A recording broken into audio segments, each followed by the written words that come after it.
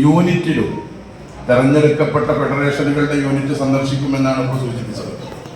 അപ്പം അത്തരം ആളുകളെ നേരിട്ട് പോയി കണ്ട് ഒരു തൊഴിലാളി പ്രസ്ഥാനത്തിൻ്റെ പ്രവർത്തനം എങ്ങനെയായിരിക്കണം എന്ന് കൃത്യമായി താഴെത്തട്ടിൽ എത്തിയിട്ട് സംസ്ഥാന നേതാക്കൾ പറയുമ്പോൾ അതിന് വലിയ ഗൗരവമുണ്ട്, വലിയ പ്രാധാന്യമുണ്ട്.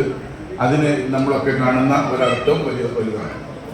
അപ്പം എന്തായാലും നമ്മെ സംബന്ധിച്ചിടത്തോളം എല്ലാ മേഖലയിലും തൊഴിലാളികളുണ്ട് എന്ന് നമുക്കറിയാം. ഏത് മേഖല നോക്കിയാലും ഞാനിതുവരെ മനസ്സിലാക്കാത്ത ഒരു കാര്യമാണ് മത്സ്യത്തൊഴിലാളി യൂണിയൻ, മത്സ്യവിതരണ തൊഴിലാളി യൂണിയൻ, അത് രണ്ടും ഉണ്ട് എന്നുള്ളത്. ഇവിടെ മത്സ്യത്തൊഴിലാളി യൂണിയൻ ഇല്ല, അതുകൊണ്ട് തന്നെ ആളുകൾ എല്ലാവരും പറഞ്ഞപ്പോഴാണ് ഞാൻ ചോദിച്ചത് മനസ്സിലാക്കുന്നത്.